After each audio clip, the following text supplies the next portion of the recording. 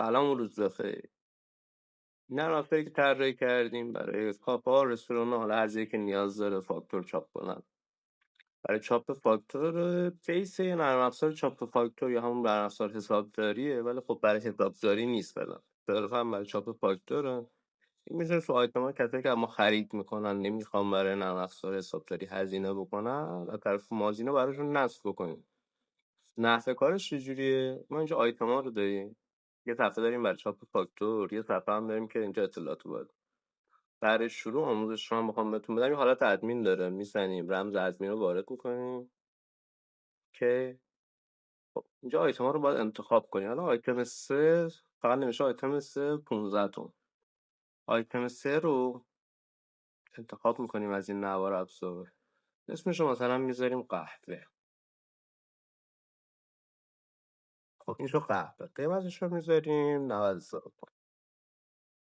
ذخیره رو میزنیم. خب آیتم 3 مون تبدیل شد به قهوه 90,000 تومن. تو قسمت پایینش یه آیتم دیگه داریم، میتونیم نام اونجایی که داره استفاده میشه رو عوض کرد. حالا مثلا میذاریم لایک.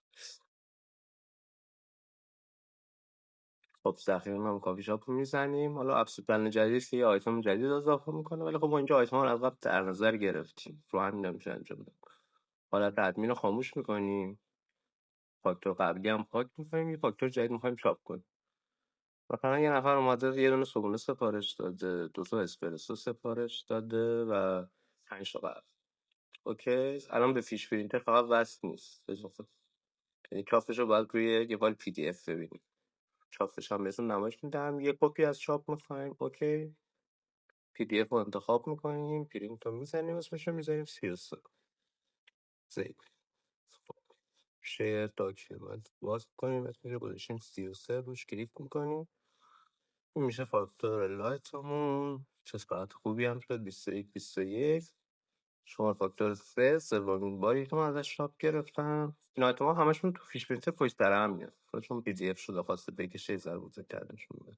جمع کل رو نمایش میده، قیمت هر آیتم رو که ممنون از خرید شما هم داره. حالا هر چیزی که شما بخواید میتونید اینجا رسید. ممنون که با این آموزش همراه بودید.